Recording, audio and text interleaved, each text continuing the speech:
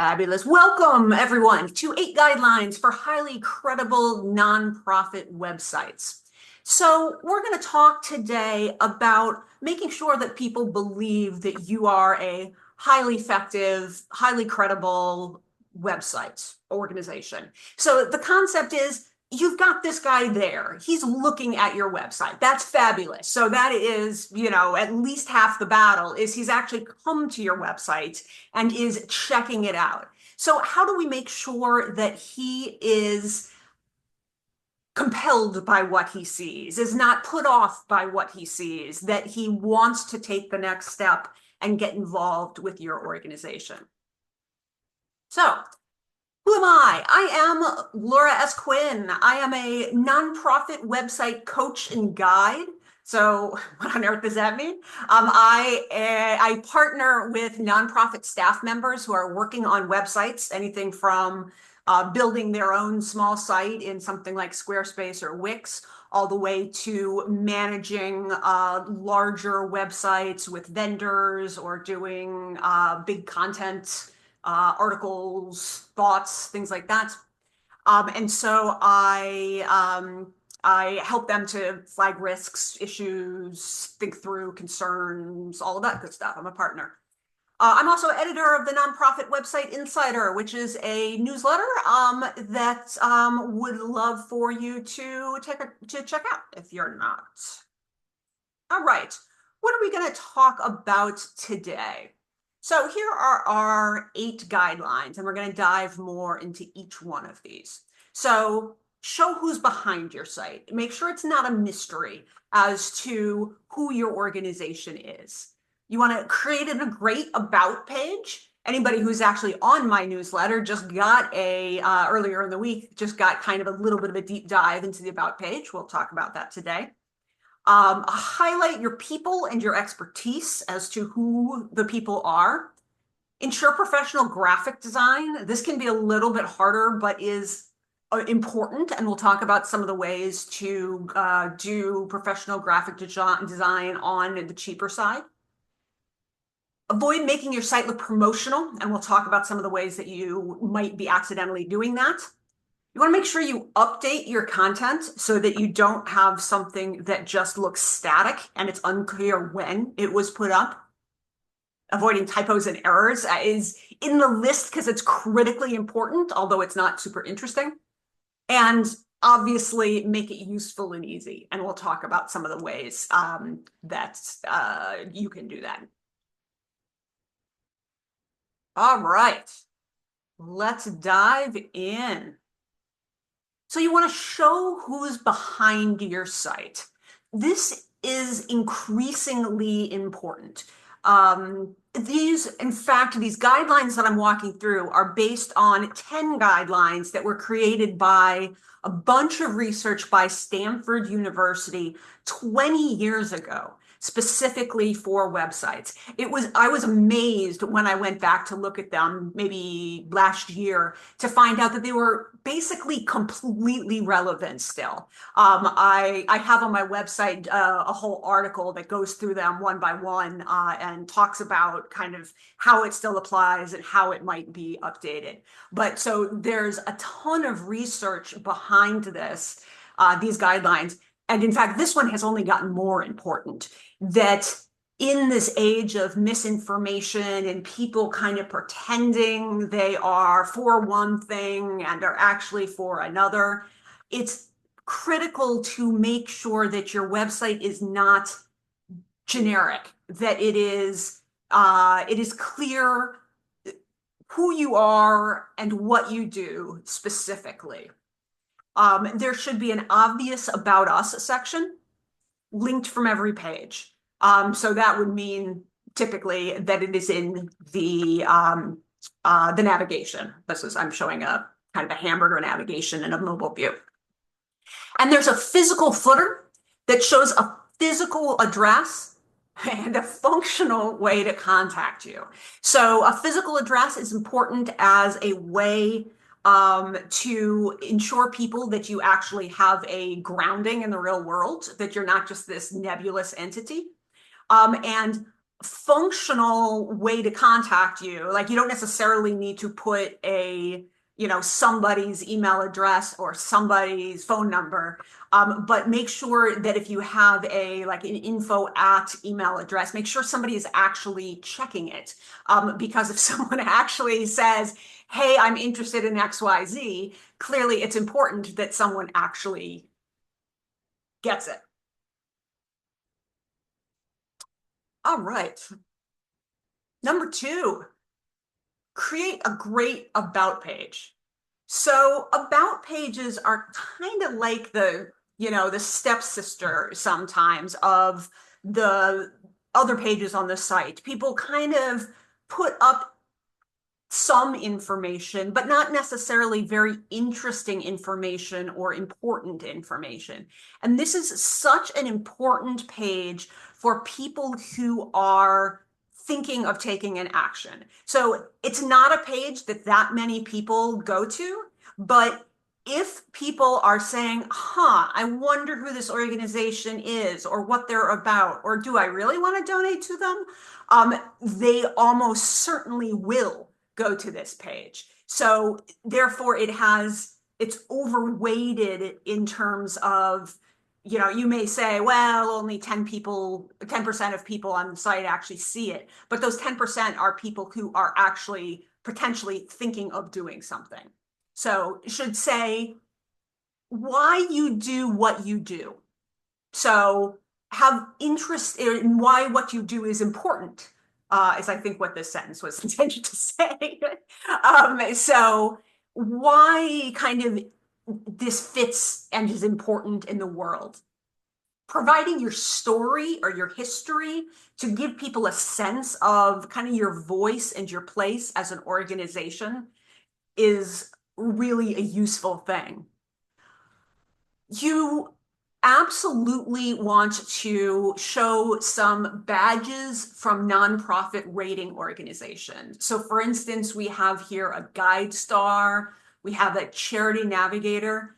This is a badge of how transparent you are.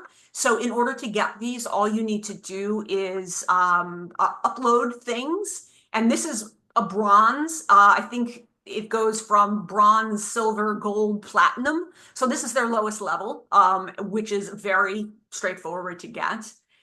This Charity Navigator is, I believe, out of 5 stars. But this doesn't really make that clear. So it's simply having a badge. Charity Navigator, you're not going to get 5 stars as a small organization. It requires a lot of jumping through hoops. But having a badge is going to really help out. Discussion of membership organizations or other community groups. You want to look like you're part of an ecosystem. You're part of the world.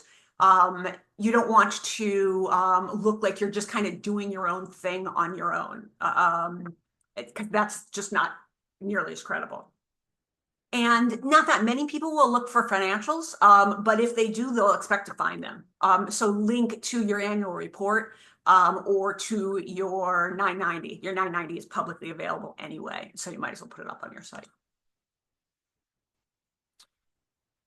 Similarly, people make connections with people more than they do with organizations. So highlight your people and their experience. So this might be on your about page or as a separate team and or board page. You also might want to think about short bios linked to articles. There's some evidence, it's a little controversial, but perhaps that putting authors and a short author bio on an article will increase the search engine optimization of articles as well. All right, let's talk a little bit about graphic design. This is a little bit of a tricky one because you have a professional graphic designer involved in your site, and then you probably don't need to think much about this, or you don't, and then it's hard to take action because this is a real skill which requires some real thinking. So Why is it important, first off? So visitors are making instant judgments based on things like, if you look at this on the left, wow, there's a lot of stuff going on. There's some clutter. I don't really necessarily trust this site as much as I trust this site, which is honestly simply spaced out a little bit more. There's more white space. It's probably continues down the page to have more stuff, but it looks like somebody who is familiar with how to design websites has done that. So this, especially on mobile, it's not, don't think about it on desktop, but make sure that you are thinking about mobile. If you are not thinking about mobile, you're losing 40, 50, 60% of your users because they are on mobile. So what can you do if you are not a graphic designer and you need to think about graphic design? Probably the best thing to do is to try to use a template. If you're small, to use something like Squarespace or Wix, which will help you to choose a template and help you to not go too far awry in terms of graphic design. If you're on WordPress, there are templates. You'll probably need a developer anyway. So you might think about hiring a developer with graphic design skills. You could think about having a graphic designer audit and make some recommendations for updating your site.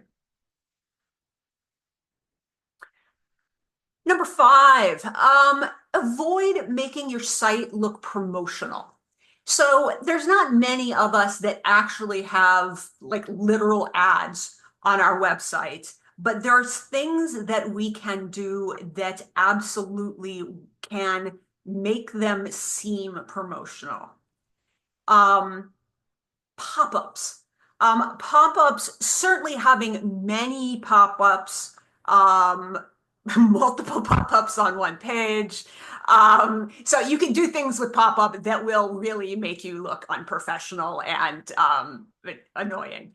Pop-ups used carefully do work. So for instance, if you pop up a box that says, 10 seconds after somebody has come to the page, do you want to sign up for the newsletter?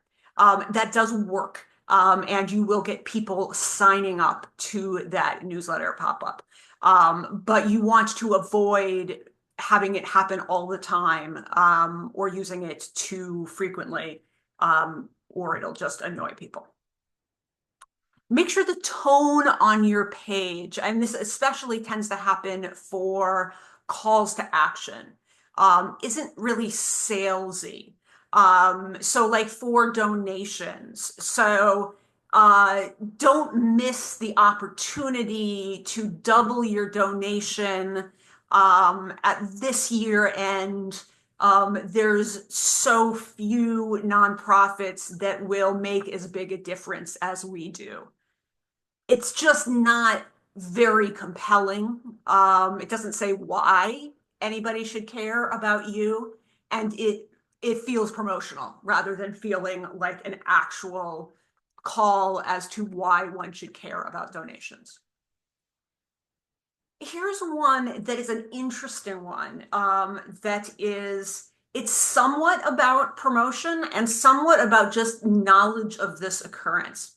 There's a phenomenon called banner blindness, which is really fascinating when you're user testing, which is if you have something that looks pretty much like this, so it's just kind of not that highlighted, or especially something that looks kind of different in a sidebar on a desktop, users will often just completely ignore it. They don't see it because that's often where ads are on, like, for instance, a newspaper site or something like that.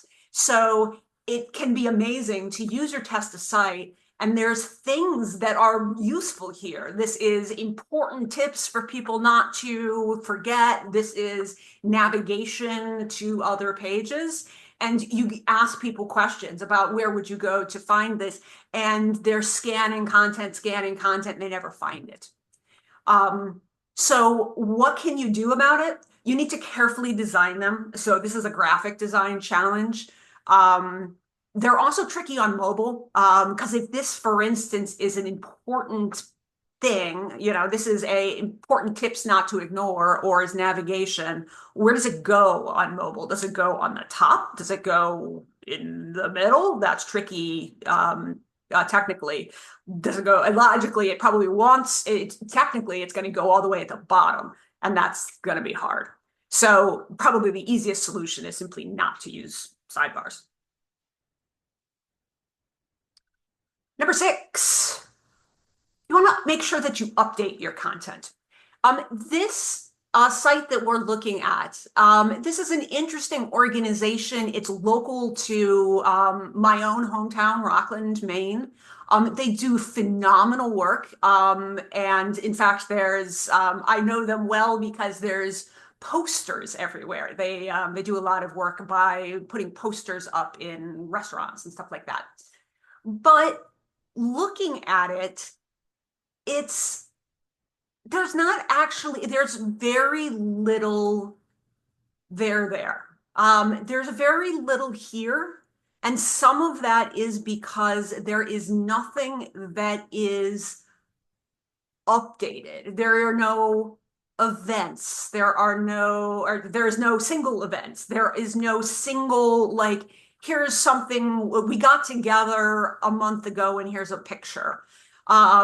So looking at this site, it just kind of feels like, okay, is this really what this looks like? Would I really call this organization? It's not as credible as it would be by simply having one or two things that, once or every other month were updated.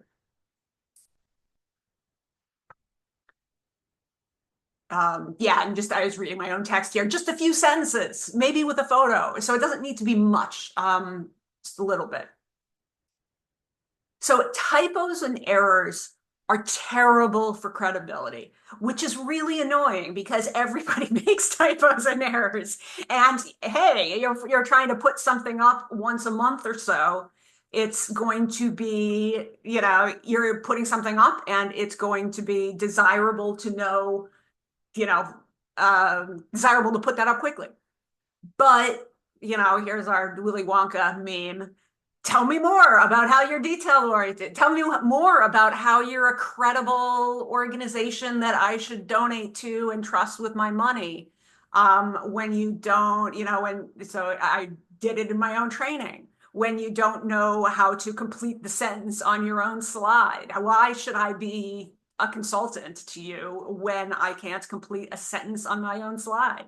It starts to put in the seed of doubt. And last, but certainly not least, I put this last because I could talk about probably this slide for an hour if I if I wanted to. Make it easy and useful. So make sure that the website is actually something that your users are interested in, that there is actually a reason for them to come. So it doesn't honestly matter how credible it is if no one ever comes or is interested, or, well, and so I'll go the second one, or they can find what they want. So if they're just wandering around your website lost, that will certainly decrease the credibility of their site. So how do you do this? So you want to make sure that you think about what it is your visitors actually want to do and how they expect to do it on the site. So what information are they looking for? What questions do they have? Are they on mobile or desktop? And probably, unless you've got an unusual set of users, they're 60% on mobile. Define some common scenarios. So imagine yourself in those scenarios and walk through the site from their perspective. So for instance, let me imagine that I'm looking for information. Let's say I am looking for a environmental organization that works in my own area doing cleanups. And I've just done a Google search and I found an article from a newspaper about an organization that was doing cleanups. So that sounds kind of interesting. And the fact they got the newspaper article sounds, that's a first step to credibility. So my first step, like certainly my own first step and many people's first steps will go to the website to see if the site is likely legitimate. So they're going to go through like, okay, who is this site? How big are they? Can I tell? Are they actually local to me? What type of events do they do? So I might, in this case, in the example I use, I'm probably more interested in events. So I really want to do cleanups. Is there another cleanup? What are they saying about other things? Oh, hey, look, they have a webinar about how to get involved in cleanup. So maybe it turns out that they're not as local as I was hoping, but there is a webinar about how to kind of start my own cleanup or how to I don't know, find find a local cleanup. I'm making this scenario obviously up as I go along. But so to think through, all right, what do you think that the people coming to your website are actually going to be looking for? And walk through it to see whether in your mind they can, in fact, make that happen. And ideally, you would do that with some actual potential users of your site. So people who haven't heard of your organization, ideally in your target audience, but if that's a hard thing to find, then perhaps just friends and family who don't know the organization, and see whether or not they in fact are able to find things on your site. There's a couple of articles on my website that talk through basic user testing. So things like, in fact, I think I have an article about user testing for credibility, which involves, for instance, starting on the homepage, asking them what the organization does, which is amazing to what extent it is often a hard question for people looking at a nonprofit website. There are a lot of nonprofit websites that do a poor job explaining what it is they do. And then asking them to go through one or two specific tasks relevant for your website. All right. So that was my mad dash through 8 tips. And I have about 5 minutes or so for questions before we wind up. So this would be a great time to put any of your questions in the chat. Let me just, while you do that, Tim, I do see your question and I'll give a little thought to that.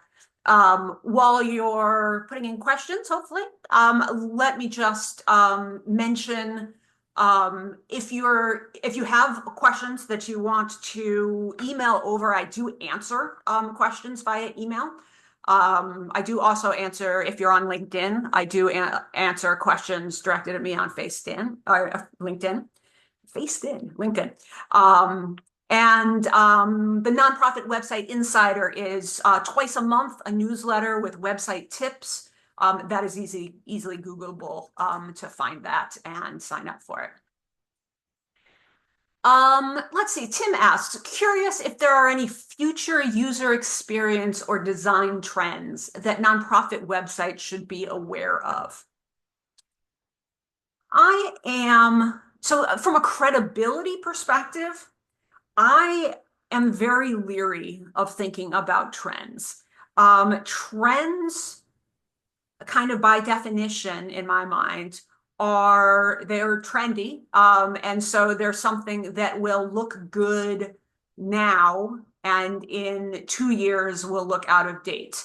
While if you do something that is simple and basic and works, then it will look good now and in 2 years and in 5 years, maybe you can just tweak it a little bit and it still looks good. Trying to think if there's any. So user experience wise, I would say by far the biggest tip I have there is not being afraid of user testing. I feel like people are very leery to dip their toe in the water and do user testing. But my experience is that once they do, they say, oh, this is pretty easy and it's so useful. And you can get a whole lot of information by user testing with 4 or 5 people. That is, in fact, the professional way to user test is you have 4 or 5 people and a couple of tasks and you've got some great information. So that would be my biggest, I don't know if it's a trend, but I wish it would be a trend that more and more nonprofits would user test because far too few do now. Thank you for the question. Let's see. Tim asks, we have subsections through our site that require some sort of sidebar navigation. If a sidebar navigation shouldn't be used, what is an alternative? So there is a couple of thoughts there. So definitely you want to think about your mobile experience. So if you want to make sure that your sidebars are working on mobile. And if they're not, then you need to rethink kind of how you're handling navigation. You could think about them as a drop down or some kind of combination of a drop down or a landing page based on the top level. So basically they click on About Us and it drops down to say, team, board, history, blah, blah, blah. And or it goes to an overall page where it says, where it has little sections about each of those things and links off to more information. There's pros and cons of doing that in various ways. But I think that you'll find if you cruise around and you look at other sites, that there are a lot of people who are doing drop-down navs. You could also look at, if you look up the term MegaNav, so like Megamart, MegaNav, that's another option that you could use if you don't have that much stuff in your sub navigation as a drop-down option. Yeah, fabulous. All right, we are at time, which I want to acknowledge. So thank you so much for your time. Do email me if you have more questions or sign up for the Nonprofit Website Insider if you are not currently signed up. I will stick around and answer more questions for another couple minutes if anybody has it, but I'm going to turn off the recording. Hang on.